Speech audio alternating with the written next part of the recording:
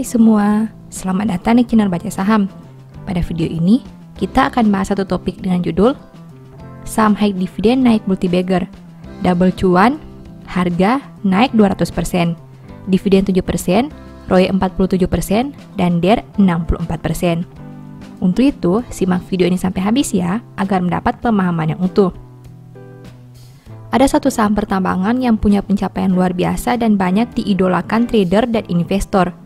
Labanya naik 650% dalam 6 bulan dengan ROE dan NPM di atas 30%. Komposisi utangnya juga masih rendah di mana hanya mempunyai DER 64%. Harga saham perusahaan juga sudah naik 200% dalam beberapa tahun terakhir.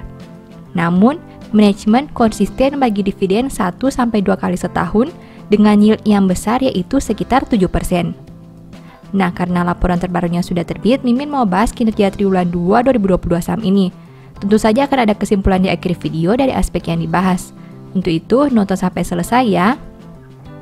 Seperti biasa, pembahasan ini bersifat edukasi dan bukan rekomendasi. Kamu bisa saja rugi jika beli saham ini. Untuk itu, selalu berhati-hati sebelum membeli saham. Disclaimer on ya. Pertama, aset. ADRO punya aset 8,78 juta dolar di tahun 2022, sedangkan di tahun 2021 asetnya berjumlah 7,58 juta dolar. Artinya aset ADRO naik 15,83% dalam 1 tahun. Sekarang mari kita bahas lebih detail. Dari total aset 8,78 juta dolar, perusahaan punya kas dan setara kas 2,24 juta dolar. Artinya 25,51% aset ADRO berada dalam bentuk ini. Jika dibanding tahun sebelumnya, pos ini naik 23,76%. Selain kas dan setara kas, ada juga aset tetap. Dari total aset 8,78 juta dolar, perusahaan punya aset tetap 1,36 juta dolar. Komponen ini punya porsi kedua terbesar di dalam aset ADRO. Jika dibanding tahun sebelumnya, pos ini turun 2,16%. Kedua, liabilitas. ADRO punya liabilitas 3,28 juta dolar sampai triwulan 2 2022. Sedangkan di tahun 2021, liabilitasnya berjumlah 3,12 juta dolar. Artinya, hutang ADRO naik 5,13% dalam 1 tahun. Nah, dari total liabilitas 3,28 juta dolar, perusahaan punya senior notes 0,741 juta dolar. Artinya, 22,59% hutang perusahaan berada dalam bentuk ini. Jika dibanding tahun sebelumnya, pos ini naik 0,14%. Selain senior notes, ada juga utang pajak. Dari total liabilitas 3,28 juta dolar, perusahaan punya utang pajak 0,7 juta dolar. Komponen ini punya porsi kedua terbesar di dalam liabilitas ADRO. Jika dibanding tahun sebelumnya, pos ini naik 118,75%. Ketiga, ekuitas. ADRO punya ekuitas 5,08 juta dolar sampai triwulan 2 2022. Jika dibanding tahun sebelumnya dengan angka 4,13 juta dolar, berarti ekuitas ADRO naik 23%. Dari total ekuitas 5,08 juta dolar, perusahaan punya saldo laba belum digunakan sebanyak 3,62 juta dolar. Artinya 71,26% ekuitas ADRO berada dalam bentuk ini. Jika dibanding tahun sebelumnya, pos ini naik 33,58%.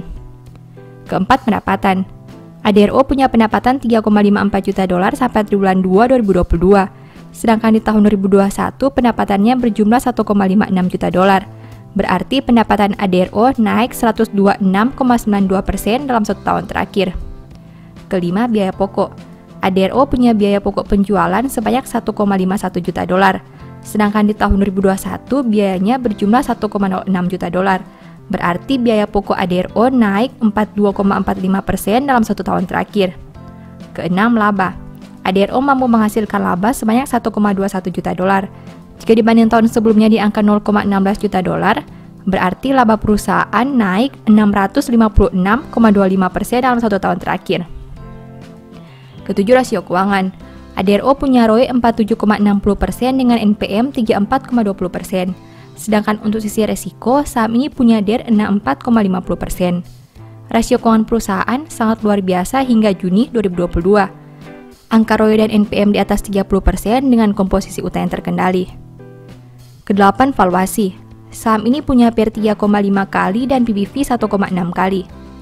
Valuasi saham ADRO sudah tidak lagi bisa dikatakan murah untuk aspek PBV-nya, karena harga di pasar sudah 1,6 kali lebih besar dari modal per lembarnya. Namun, angka PER saham ini masih 3,5 kali karena terjadi kenaikan laba yang sangat besar. Setelah melihat pembahasan tadi, ini kesimpulannya. 1. Kasihan bertambah membuat total aset meningkat. 2. Karena utang pajak naik membuat total liabilitas bertambah. 3. Total ekuitas meningkat karena saldo laba. 4. Pencapaian laba bisa tumbuh 600% karena pendapatannya naik luar biasa. 5. Rasio keuangan sangat memuaskan. 6. Valuasi tidak lagi murah tapi masih bisa dipertimbangkan. Demikian analisa singkat saham ADRO berdasarkan laporan keuangan triwulan 2 2022. Selalu ingat bahwa pembahasan ini hanya dari sudut pandang pribadi. Tidak ada jaminan pasti profit dan mungkin saja kamu bisa rugi jika beli saham ini. Sebagai informasi, di tahun 2022, Mimin menulis e-book baru dengan judul Cara Cepat Analisa Laporan Keuangan. E-book ini ditulis karena Mimin lihat banyak pemula yang masih bingung dengan cara menganalisa laporan keuangan. Kalaupun bisa analisa, biasanya menghabiskan banyak waktu karena harus membaca laporan keuangan yang sangat tebal. Dengan terbitnya e-book ini, diharapkan kamu bisa menganalisa laporan keuangan secara mandiri dan tentunya tidak membuang banyak waktu. Banyak tips dan trik yang bisa digunakan sehingga kamu tidak perlu membaca angka satu persatu. Mimin juga memberi bonus file Excel secara gratis yang berguna untuk melakukan screening laporan keuangan otomatis. Kamu hanya perlu mengisi data keuangan dan formula Excel akan menganalisa secara otomatis serta memberi saran apakah laporan keuangan tersebut baik atau kurang baik. Apabila tertarik membeli e-book ini, silakan chat WA ke nomor yang tercantum ya. Sebagai informasi, ADRO adalah salah satu saham yang Mimin jadikan contoh kasus dalam perhitungan valuasi growth stock di e-book The Stock Market. Saat e-book ini ditulis di tahun 2020, harga ADRO sekitar 1.200-an. Tidak ada yang menduga jika di tahun 2022, ADRO sudah terbang hampir ke 4.000-an. Nah, apabila kamu ingin belajar cara valuasi saham, mungkin e-book The Stock Market ini bisa membantu. Untuk info pembelian, silakan WA ke nomor yang tercantum ya. Demikian informasi pada video ini, semoga bisa memberi manfaat kepada kamu semua ya. Oh iya, saya mau menyampaikan bahwa sekarang Baca Saham punya 3 e-book tentang saham yang mungkin saja bisa berguna bagi kamu, yaitu Strategi Nabung Saham, Analysis Report, dan The Stock Market. Berikut perbedaan antara 3 e-book tersebut. E-book Strategi Nabung Saham berfokus pada pembahasan teknik, money management, dan semua hal yang berhubungan dengan nabung saham. Poin intinya bisa dilihat pada tampilan berikut ini. E-book Analysis Report berfokus pada hasil analisa fundamental 12 saham pilihan berdasarkan laporan keuangan terbaru. Poin intinya bisa dilihat pada tampilan berikut ini.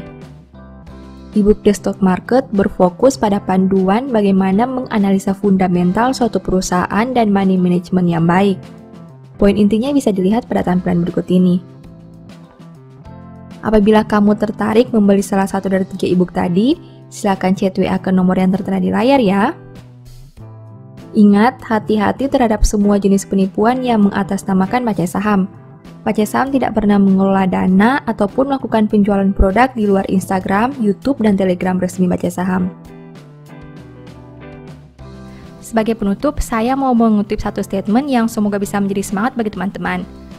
Sebab itu, tempuhlah jalan orang baik dan peliharalah jalan-jalan orang benar. Thank you.